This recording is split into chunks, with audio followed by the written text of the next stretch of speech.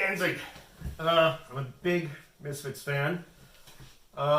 Big Danzig fan. I really enjoy, the stories on the internet about his evil bricks and his, the thing this past Christmas, him wrapping the present. But, the man himself is an interesting figure. But the real thing that draws me is the work. The songs are just great. From the first, I'm not sure what the first Misfits song they actually recorded was. Was it Cough Cool? It may be. For a long stretch there, he made a lot of great music, a lot of great songs. And for whatever reason, the first four Danzig records had a fabulous band. Obviously Danzig and John Christ and who the hell's on here? Chuck Biscuits, and Yuri Von on bass, of course. And it's just, it's just phenomenal stuff. Twist of Cain, great. Not of This World, She Rides, Soul on Fire, that one. I've listened to a lot when I was all bummed out. And My Demon is fun. Mother, everyone knows. It's a keeper. Possession, it's a good song, but it's not a great song. End of Time, it's another one that I listen to a lot when I'm down. Hunter, also not the greatest thing. Again, relatively speaking. I mean, don't get me wrong, it's freaking great. And Evil Thing, but seriously, everything else. And, it looks like confused Elvis, which is great, and of course, the skull. Fabulous stuff. Fabulous stuff. John Christ is a really underrated guitar player, and Danzig, I know it's going to sound idiotic when I say he's an underrated songwriter, but he is. He really is an underrated songwriter, man. I mean, there are people out there who get a lot more appreciation, and he has written a terrific number of great songs. And John Christ, Danzig's songwriting, John Christ guitar playing, Danzig's goofy, Jim Morrison, Elvis, Roy Orbison style vocals really made a big impression on me too, as did all those other people.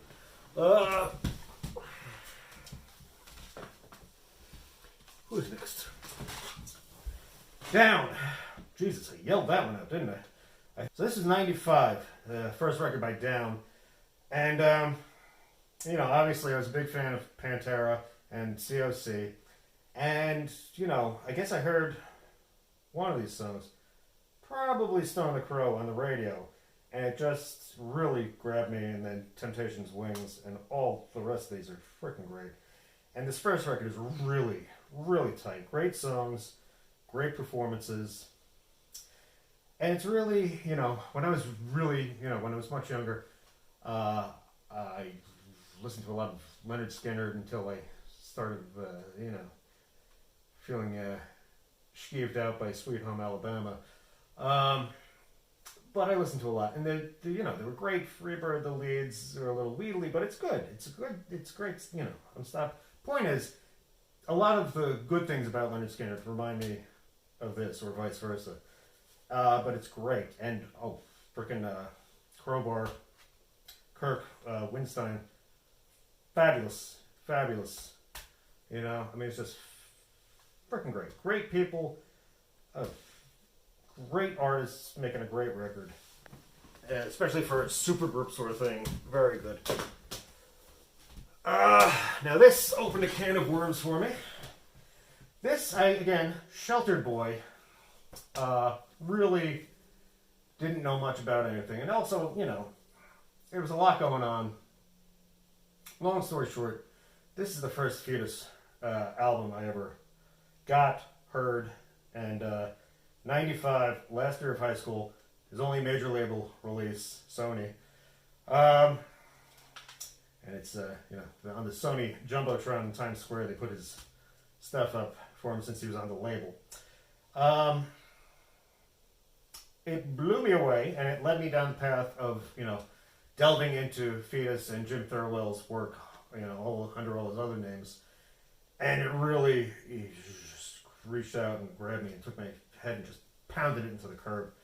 Some stuff was really aggressive and noisy, like Downfall, right outside, Take It Outside, Godboy. And it's just so freaking good. That and some things like Slung are really, it's like an old school big band sort of vibe, sort of like some of the other stuff he's done.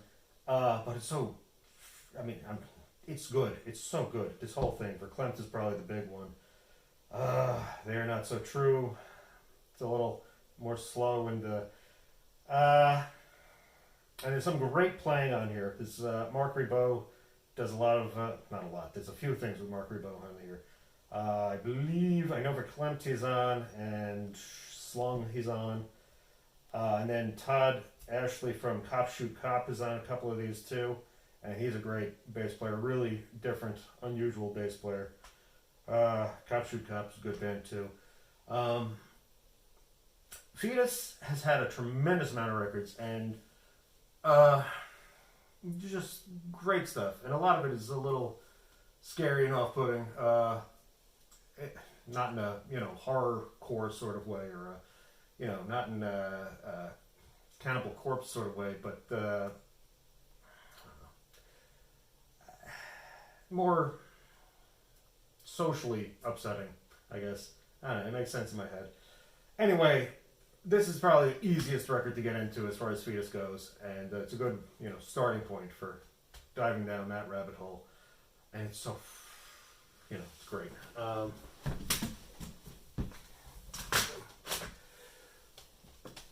Fugazi, back in the sort of punk vein of things.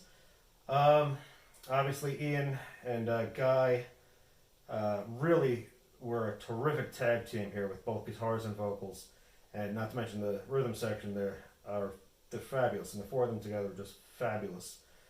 And this is the first record I got, and again, much like Foetus's Gash, it's a good starting place, but this is just great record, and every track on here is freaking phenomenal. Ian, of course, was the singer of Minor Threat, we'll get to in a minute. Really good stuff, and again, led me to the rest of their discography. Again, a lot of these things will be the first things I've heard from people, and again, a lot of them I was late to the party. This is 94, Godflesh, Selfless. Selfless and the EP Merciless, I think, came out about the same time. And the last track on that, Flowers, I listened to a lot on Merciless. But this record is the one where, you really had the songs that really just grabbed me and dragged me in. I mean, every one of these songs is just nuts. The last track, Go Spread Your Wings, is great. It's a very noise, and it's a slow burn sort of noise. It's mainly just, starts off pretty minimalist and sort of builds. But seriously, all of these things, Xenobus and Black-Boned Angel, Body Dome Light. I'm going to play a little Xenobus and Body Dome Light because they're freaking great. Anything Is Mine, I love. I love all of these things. Anyway, 94 this came out, and that's when I got into them. I read about them in an article in one of the guitar magazines, and it was talking about how Kirk Hammett and Joe Satriani thought they were great. And that sort of, led me down that path, too. Because, again, you gotta understand, I was a very sheltered kid. And this was pretty out there for suburban New York in the early 90s.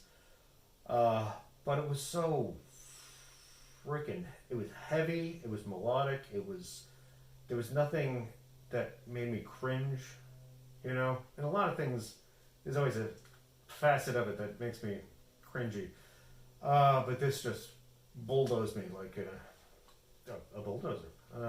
Jesus, Mary Joseph. Anyway, good.